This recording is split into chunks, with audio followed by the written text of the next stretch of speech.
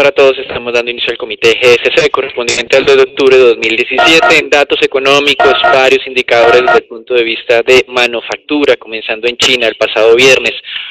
Entre 8 y 9 de la noche se dio a conocer los indicadores correspondientes o los indicadores definitivos para el mes de septiembre, ratificando lecturas muy altas para el caso de China en máximos desde abril del 2012, 52.4, aparentemente impulsados por planes de inversión en infraestructura incentivados, impulsados por el mismo gobierno de este país. En Japón también el índice PMI en su lectura final superando el mes previo 52.9 en unidades, y en este tema también en Japón se va a conocer un indicador o una encuesta de confianza entre empresarios, la cual está en máximos de la última década, de los últimos 10 años más o menos. Aquí lo que se está especulando es que esto en cierta medida podría servir como justificación para respaldar los planes económicos del actual primer ministro Shinzo Abe, y también su interés de que el próximo 22 de octubre las elecciones para la Cámara Baja del Parlamento en Japón sea favorecido más su partido político. En Europa, PMI también publicados para Francia, 56.1 lectura final, superior a la lectura preliminar. Alemania ratificándose 60.6, toda la zona euro 58.1, un poco por debajo del cálculo preliminar de 58.2, pero de todas maneras manteniendo la buena dinámica. Y acá simplemente para corroborar la idea de que la zona euro en general ha registrado un año 2017 muy positivo. Ya estamos hablando de los PMI correspondientes al tercer trimestre del año, y además algunos componentes subyacentes de este indicador como los nuevos pedidos repuntando, y de esta manera asegurando que el cuarto trimestre, por lo menos desde el punto de vista de arranque de periodo, también continuará con esta extraordinaria dinámica. Seguramente en la reunión de octubre, 26 de octubre del Banco Central Europeo, tendremos los anuncios de moderación del plan de compras de títulos. Recuerde que el mercado ha especulado que esto sería modificado a partir de enero del 2018. El ritmo actual es de 60 billones de euros y pasaría a niveles de 40 billones, con toda la discusión que existe detrás, en que, o más bien acerca de si existen suficientes títulos para comprar por parte del Banco Central Europeo con política heterodoxa de tipo monetario. Aquí estamos presentando los gráficos simplemente para recordarles cómo viene la zona euro, jalonada obviamente por lo que es su principal economía, Alemania. China también veíamos una dinámica razonablemente positiva, máximos desde el año 2012, y aquí ese indicador pues de todas maneras nos deja un poco de dudas, teniendo en cuenta que mencionan los diferentes medios de información que se debe a políticas del gobierno, algo pues que ha generado un poco de incertidumbre por los altos niveles de apalancamiento en esta economía. Recuerden la decisión tomada recientemente por Standard & Poor's. Los Estados Unidos muy plano, como ustedes pueden ver en este gráfico. Esta semana también tendremos estos indicadores en esta economía. Con relación pues a los Estados Unidos, como manifestábamos, hoy se tendrá la publicación del PMI, ratificación en niveles de 53, y pues el indicador más tradicional para la medición de este sector en los Estados Unidos, el ISM manufacturero, que se mantendría en niveles de 58. Cualquier lectura en 55 o por encima de ese nivel de 55 para el ISM manufacturero es extraordinariamente alta. Venimos diciendo más de un año que no es sostenible, pero la economía ha mostrado suficiente resistencia para tener estas extraordinarias lecturas. Por otro lado, tenemos más declaraciones de miembros de la Reserva Federal, entre los que se tiene el gobernador Kaplan, quien ya pues ha manifestado eso de incrementos adicionales. En Perú tenemos datos de inflación, y pues en datos económicos o en anuncios económicos que se han dado en las últimas horas, pues ya hablamos de los PMI de China, el indicador de confianza empresarial en Japón, el PMI de Europa, pero en Europa lo que nos ha llamado la atención sin duda es la evolución de ese referendo en Cataluña. Como ustedes pueden ver, el mapa del mercado español es el más afectado el día de hoy, con base en que el mercado no sabe muy bien qué va a suceder con esto. Ambas partes, tanto el gobierno español como el presidente de la región de Cataluña, han manifestado la victoria durante una jornada un poco extraña el día de ayer. El gobierno español dice que ese referendo era ilegal, y por otro lado, pues como dicen la Generalitat de Cataluña, ha manifestado a través de sus autoridades que ha sido todo un éxito, con 90% de apoyo por la independencia. Si bien es cierto, aquí no sabemos muy bien cómo va a terminar todo esto, Standard & Poor's ya ha salido a hablar, afirmando que esa perspectiva positiva que tiene asignada sobre España peligra con base en estos eventos, que sin duda la región Cataluña es una de las más importantes para España, cerca de la quinta parte del PIB está concentrada en esta región, con cerca de 7 millones de habitantes, una de las regiones más ricas de Europa, pero quedan las dudas de que en caso de que llegara a obtener su separación de España como tal, la Unión Europea la acoja. Y esto es importante teniendo en cuenta que los beneficios comerciales que tiene por pertenecer a la Unión Europea son significativos. Varias empresas ya han empezado a migrar desde Cataluña a otras regiones de España, principalmente Madrid, con 50% las empresas que se han trasladado llegando a esta región, y también Valencia con cerca del 10% de empresas que se han retirado de Cataluña llegando a esta región. Entonces, interesante acá continuar haciendo sondeo, es sin duda un problema para la Unión Europea. Recuerden los otros referendos independentistas que hay en línea, como el escocés, y pues aquí también están viendo con digamos que si pudiera haber algún debilitamiento adicional de esta zona. Esto, sin duda, después de haber conocido esos PMIs tan positivos, pues es un tema de riesgo latente a futuro. Por otro lado, en los Estados Unidos, el presidente Trump el día viernes afirmó haber sostenido 4 reuniones con posibles candidatos para ser la cabeza de la Reserva Federal. Uno de esos candidatos es el ex gobernador de la Reserva Federal, Kevin Warsh, quien en el año 2011 había renunciado a la entidad porque estaba en contra de ese plan de compras de activos que la entidad de manera activa implementó durante todos esos años. Kevin Warsh es un crítico abierto de la Reserva Federal, afirmó en el año 2016 en un artículo que publicó en el Wall Street Journal que la entidad no contaba con modelos confiables, la política monetaria era errática y la comunicación era confusa. Los operadores asimilan a Kevin Warsh como un economista con un sesgo alcista de tasas de interés más fuerte que Janet Yellen, y pues las apuestas en caso de que llegara a ser designado para la Reserva Federal, pues sin duda están modificando de manera importante las expectativas a futuro. Recuerden que previamente a Kevin Warsh el mercado asignaba una alta probabilidad que fuera asignado que el señor Gary Cohn, quien es la cabeza de asesores económicos de la Casa Blanca. Entonces, esto ha generado importantes dudas, casi que se da por descontado que Janet Yellen finalizaría su mandato el 31 de enero. El presidente Trump anunció que dentro de unas 2 o 3 semanas estaría tomando una decisión. Por otro lado, el presidente de la Reserva de Filadelfia, Patrick Harker, mencionó 2 temas interesantes. El primero de ellos, que estaba de acuerdo, obviamente, con el inicio de la normalización del tamaño del portafolio gestionado por la Reserva Federal, actualmente 4.5 trillones, pero manifestó que esperaba en este momento, con la información que tenía conocimiento, que el nivel de largo plazo de este portafolio podría ser de unos 2.5 trillones, es decir, la reducción de liquidez de la economía sería equivalente a esa diferencia, sería una reducción de 2 trillones de dólares aproximadamente en los próximos años. Y por otro lado, apoyó abiertamente un ajuste adicional de tasa de interés para este año. Si bien es cierto, reconoció que la Reserva Federal pudo haber malinterpretado algunos indicadores en temas de presiones inflacionarias, se muestra de acuerdo con que el mercado laboral está ya registrando algunas alzas salariales que podrían impactar el futuro. Y con relación a la reforma tributaria que fue anunciada el miércoles pasado, por lo menos se ha dado a conocer algunos elementos adicionales y las críticas que han ido recibiendo, el secretario del Tesoro, Steven Mnuchin, tampoco pudo garantizar lo que no pudo hacer el principal asesor de economistas de la Casa Blanca, Gary Cohn, y era que todas las familias de clase media se iban a ver beneficiadas, o por lo menos no se iban a ver perjudicadas con este plan fiscal.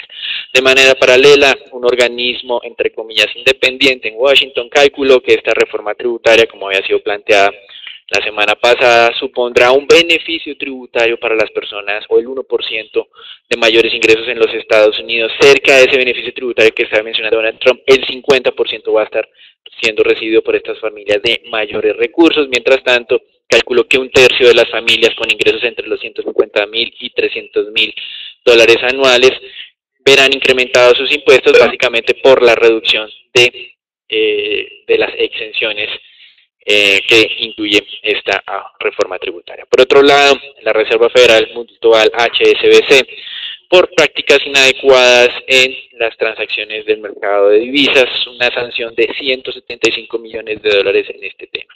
La Fed de Nueva York pronosticó que el crecimiento del tercer trimestre del año sería del 1.5%, mientras que la Fed de Atlanta está pronosticando niveles del 2.3%. En Brasil se registró un descenso adicional de la tasa de desempleo, un poco más de lo que el mercado había anticipado, pasando del 13.3 al 12.6%, el mercado anticipaba el 12.7%, y en otra buena noticia para Brasil, el déficit fiscal de agosto fue de 9.500 millones de reales, cuando el mercado está anticipando un déficit de casi el doble.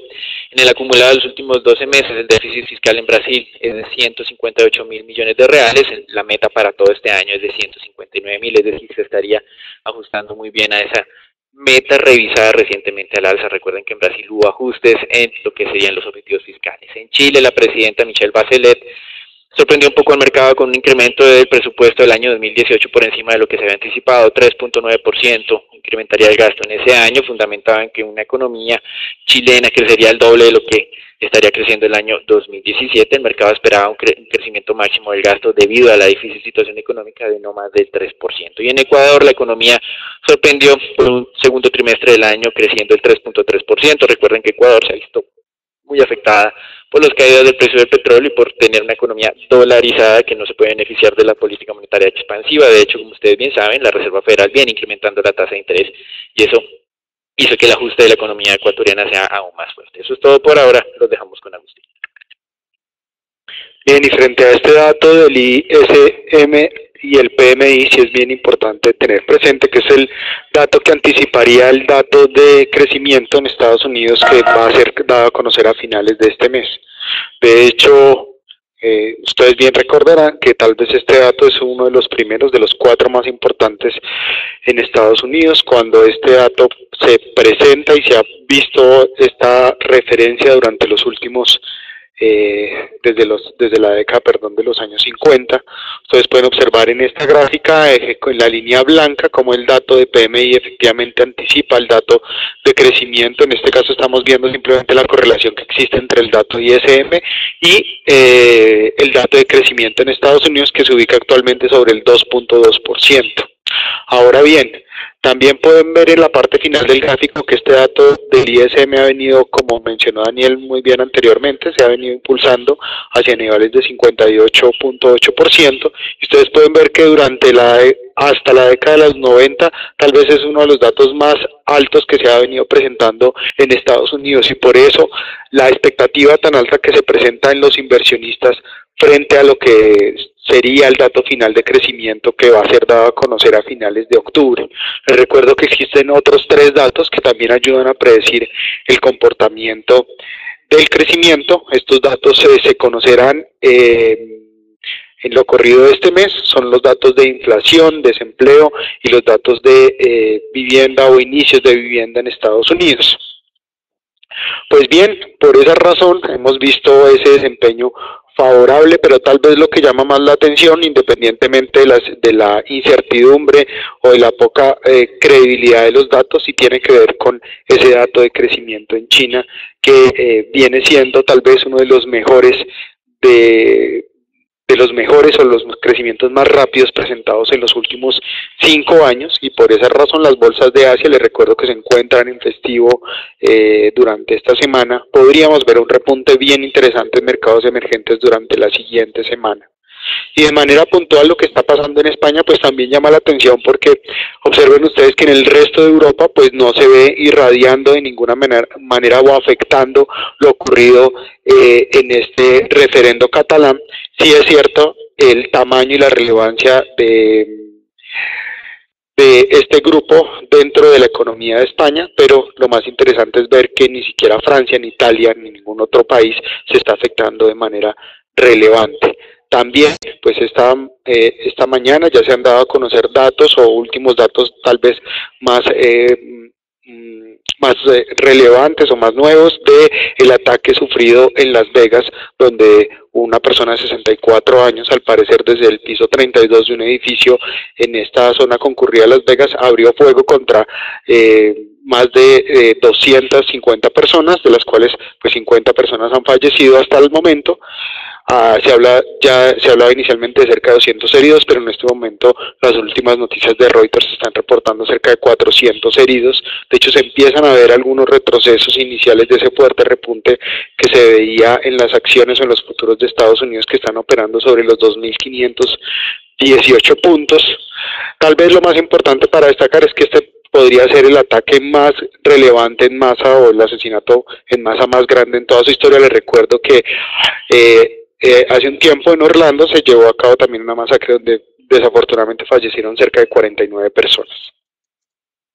El mercado, ustedes lo pueden ver, los índices de futuros en Estados Unidos habrían presentado un fuerte repunte en la apertura por esos datos tan buenos que se presentaron en China y en Japón, y obviamente se estaban manteniendo en la parte alta por esos datos presentados en Europa. Sin embargo, pues ahí estamos viendo ya que esta zona de 2.518 está presentando algo de resistencia, y por esa razón, obviamente a medida que se conocen más datos de la masacre en Las Vegas, pues los inversionistas están tomando un poco más de cautela.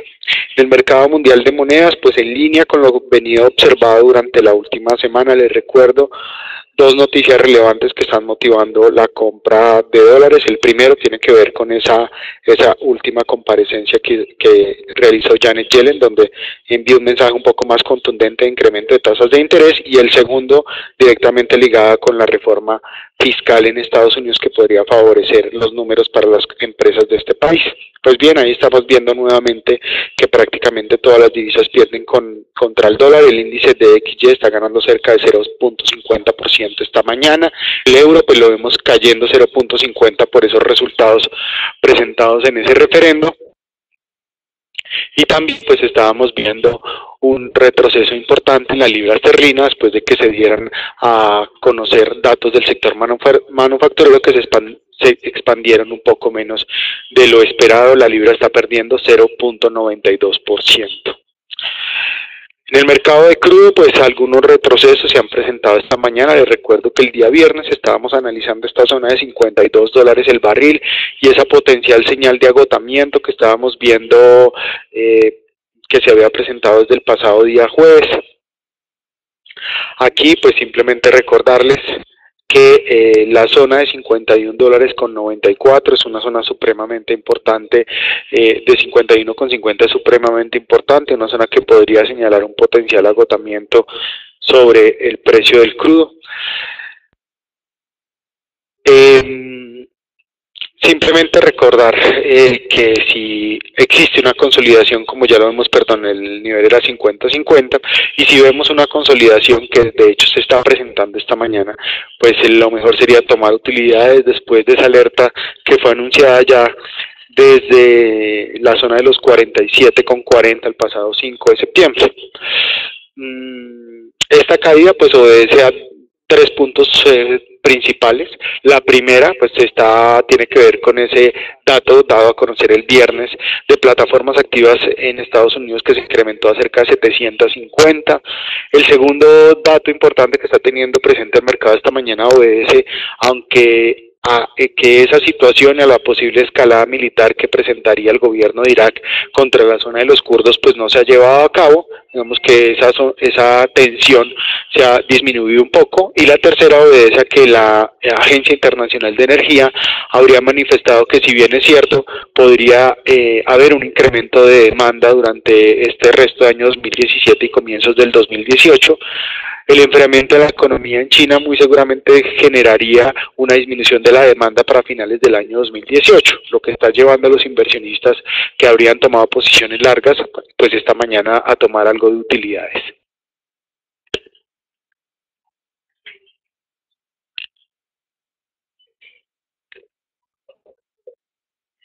Gracias, Agustín. Con relación a los mercados de renta fija, ustedes pueden observar pues los títulos que más vienen perdiendo actualmente son los títulos españoles, repercusiones pues que de nuestro punto de vista, a pesar de lo que podría significar a futuro ese referendo catalán, esos 8 puntos básicos, 9 puntos básicos de más de tasa de rentabilidad exigida sobre España, todavía no es digamos escandalosamente alto, pero sin duda es un evento que hay que continuar haciendo aquí seguimiento a futuro. ¿Qué va a pasar con este proceso? ¿A qué lo van a llevar las negociaciones entre el gobierno central de España y pues la región de Cataluña?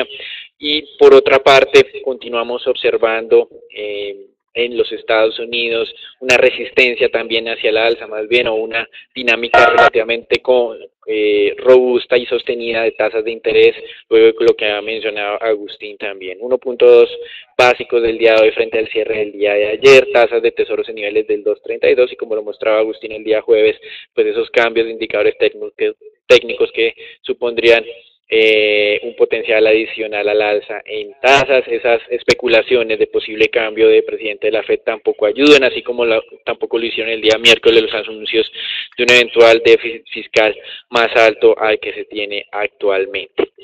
Esta semana tenemos algunas declaraciones adicionales de miembros de la Reserva Federal. Nuevamente hablará Janet Yellen, hablaría uno de los gobernadores de la FED, Jerome Powell, quien es uno de los 4 con los que se ha reunido el presidente de los Estados Unidos, Donald Trump, en lo que ha manifestado que en unas 2 o 3 semanas decidirá quién estará a la cabeza de la Reserva Federal, sin descartar aún pues a la actual presidenta de la entidad. También hablará nuevamente el presidente de la Reserva de Nueva York, William Dudley, que como ustedes bien saben y ya lo hemos mencionado en numerosas ocasiones, es a través de esta Reserva Federal a través de la cual se hacen todas las compras y ventas de activos que hace la Reserva Federal. Y también hablará, como mencionamos al comienzo del comité, el presidente de la Reserva de Dallas, Robert Kaplan, pero en general las últimas declaraciones lo que hacen es confirmar la expectativa de que podría haber un incremento de tasa de interés en el mes de diciembre, algo que al cierre de agosto, comienzos de septiembre, estaba casi que totalmente descartado por parte del mercado.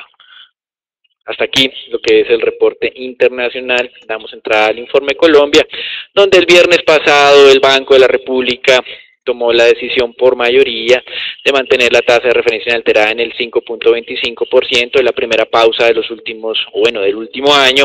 Esta decisión había sido anticipada por cerca del 80% del mercado, entre los que nos incluíamos nosotros. Las razones, obviamente, para hacer la pausa casi que han sido las mismas para estar haciendo los ajustes en las últimas 2 reuniones. Básicamente dicen que la inflación se está comportando de una buena forma, pero no es suficiente para que este año se cumpla el objetivo de estar pues en ese rango objetivo de largo plazo entre el 2 y el 4%, aunque se reconoce que en Colombia el objetivo de verdad es 3%, no es 4%. La inflación cerrará este año en el 4.1, 4.2% como tenemos estimado nosotros, esperamos eso, y consideramos que el ciclo bajista de tasas se reiniciaría a partir del mes de enero del 2018. Creemos que el banco se va a anticipar a lo que ya mencionó el gerente de la entidad, diciendo que en el primer trimestre del 2018 se van a disipar las consecuencias de la reforma tributaria que entró en vigencia en el año 2017, donde la inflación se aumentó en términos anualizados cerca de 1.6%. Es decir, que si no hubiéramos tenido reforma tributaria en este año,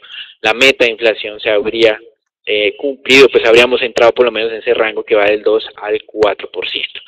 En los miembros que no estuvieron de acuerdo con mantener la tasa de referencia inalterada, obviamente el mercado y GSC consideramos que son sin duda el ministro de Hacienda, Mauricio Cárdenas, y el codirector José Antonio Campo, quien dio una entrevista durante el fin de semana en el que claramente dijo que los que habían mantenido la tasa de referencia inalterada piensan, es decir, desembarcándose de ese grupo, ellos piensan que la inflación aún está muy alta. Entonces, aquí consideramos que la entidad pues tendrá por lo menos por lo que es septiembre, octubre, noviembre y diciembre una relativa pausa para retomar las reducciones de tasas. La gran pregunta ahora del mercado hacia futuro es hasta dónde podría descender la tasa de referencia.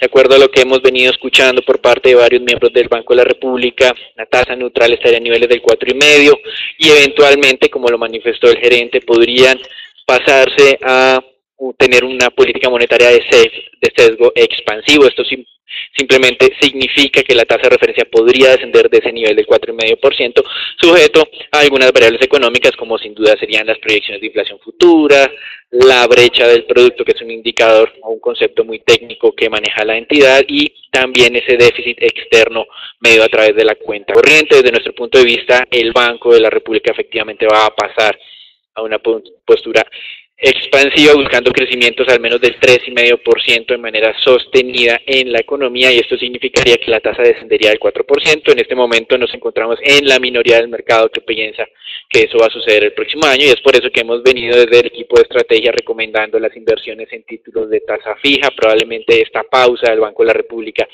sirva para encontrar mejores tasas de ingreso o de inversión en estos meses, pero más adelante creemos que esas reducciones adicionales de la tasa de referencia generarían rentabilidades atractivas a los inversionistas. Desde el lado de la economía vimos nuevamente indicadores de producción de cemento no muy buenos, contracciones del 1,7% acumulado de enero a agosto de este año, y por otro lado, las exportaciones, esta sí ha sido una buena noticia, se han mantenido niveles de los 3,1 billones de dólares en términos mensuales, esto con base en información al mes de agosto también. Eso es todo por ahora, los dejamos con Natalia.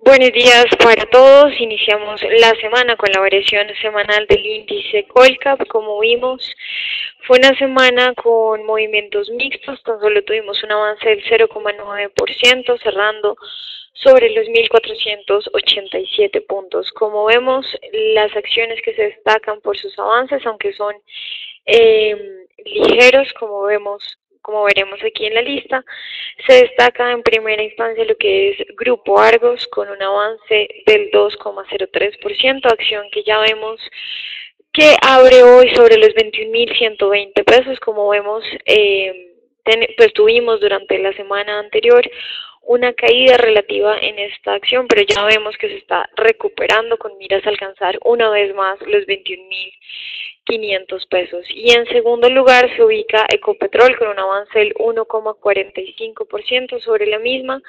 Este movimiento fue fundamentado sencillamente por lo que fue la recuperación en los precios del petróleo, que llegaron a máximos y a ubicarse por encima de los $52 el barril.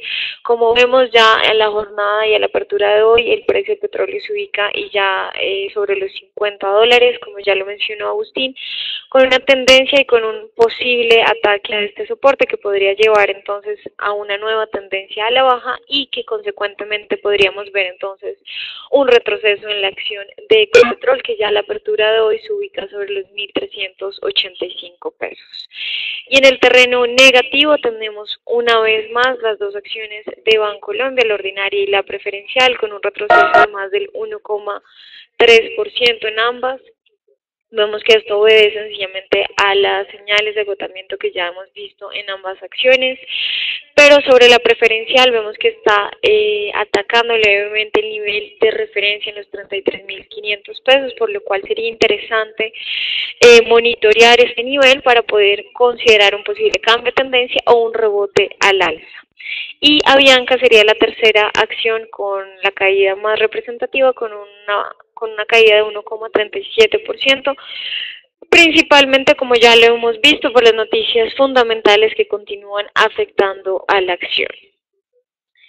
Y en línea con esto, la primera noticia corporativa tiene que ver con Avianca.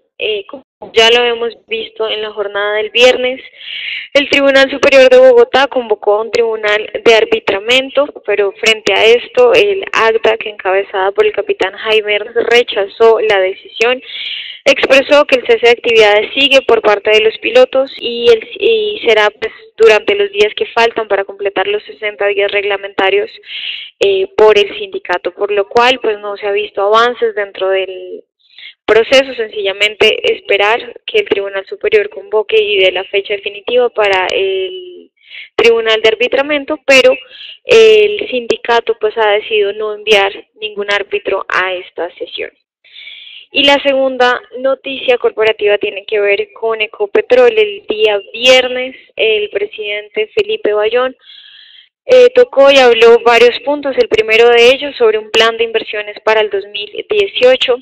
Él manifestó que si el crudo sigue alrededor de los $50 o incluso por encima de este nivel, podría estar invirtiendo Ecopetrol cerca de 3.000 a 3.300 millones de dólares al año, donde el 90% de la inversión para el 2018 estaría enfocada en la exploración. En relación con los recientes ataques al oleoducto Caño Limón Coveñas, el presidente dijo que la producción no se ha detenido y el campo sigue produciendo de acuerdo al plan de contingencia que tiene ya desarrollado y a un esquema de bidireccionalidad que permite sacar la producción de crudo por otras rutas. Además, no cree que estos atentados, que ya se ubican en 46 atentados para lo corrido del año, vayan a afectar el volumen de producción proyectado para el año. Y finalmente, la última noticia corporativa tiene que ver con Empresa de Energía de Bogotá. El próximo 6 de octubre se llevará a cabo la Asamblea General de Accionistas, donde se propondrá la modificación de la denominación social de Empresa de Energía de Bogotá. Con esto en mente, desean sustituir Empresa de Energía de Bogotá S.A. por Grupo de Energía Bogotá S.A., ESP, conservando las siglas obligatorias de Empresas Servicios Públicos al final y siguiendo un poco los pasos que ya hemos visto en Grupo Argos, Grupo Aval y Grupo Bolívar. Como vemos, la acción ya ha llegado a los 2.000 pesos, que sería nuestro primer precio objetivo después de la señal de posible agotamiento, y vemos que la tendencia a largo plazo también se ubica por encima de cero, por lo cual son dos señales de un posible continuación y con esto en mente sería una tendencia positiva con miras a alcanzar una vez más niveles un poco cercanos a los 2.100 pesos. Y pasando ahora con el análisis técnico del mercado local, el índice Colcap, como ya mencioné, pues ha tenido relativa estabilidad durante las últimas jornadas. Vemos ya la apertura de hoy, una apertura negativa sobre los 1.485 puntos. Sigue consolidando lo que sería el rango de negociación entre los 1.480 a los 1.500 y vemos que pues esto va en línea con lo que fue la señal del indicador de una tendencia a la baja que ya lleva entonces una caída cercana al 1%. Y pasando ahora con la acción de Celsia, en la jornada del viernes cerró sobre los 4.685 pesos. Como vemos, tuvimos en la semana anterior, después de dos señales de posible agotamiento, una señal de confirmación de cambio de tendencia. Esta pues fundamentada en lo que vemos, que es el ataque al soporte de los 4.600 pesos, un nivel que para la acción es bastante importante, un nivel de congestión que podría entonces darnos los primeros indicios de un posible cambio de tendencia en continuación, donde el siguiente soporte técnico dado por Fibonacci estaría sobre los 4.500 pesos. Y vemos también como el oscilador ha decrecido un poco y ha bajado entonces su nivel, por lo cual también podría ser y fundamentar el mensaje anterior. Y finalmente la acción de Corfi colombiana cerró sobre los 28.680 pesos. Como vemos, continúa la señal de una tendencia positiva para el corto plazo, con el nivel de entrada cercano a los 28.000, cercano a los 28.500 pesos y un precio objetivo que estaría dado por el techo de este canal en los 30.000 pesos.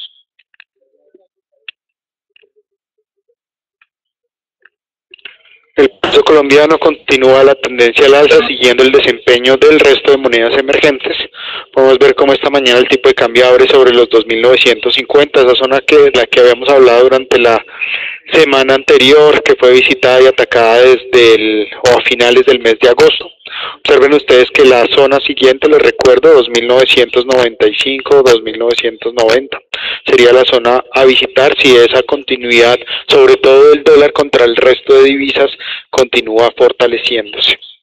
La parte de títulos, o en lo que tiene que ver con los títulos de deuda pública, les recuerdo el viernes esa decisión que tomó el Banco de la República de mantener inalteradas sus tasas de interés no ha generado mayor impacto en el movimiento de los títulos, por lo menos que se deberían haber, o se podría haber pensado que se deberían haber afectado por esa decisión. Simplemente estamos viendo la continuidad de esa tendencia bajista en términos de tasa que fue alertada durante el viernes anterior. Para que se presentara un cambio de tendencia, entonces simplemente deberíamos ver una consolidación arriba del 628, 631, zona donde se debería tomar stop loss de esta posición larga que se está empezando a recomendar. Aquí damos por finalizado el comité. Les recordamos conectarse todos los días a las 8 de la mañana por transmisión en vivo en Twitter y Facebook. Feliz día para todos.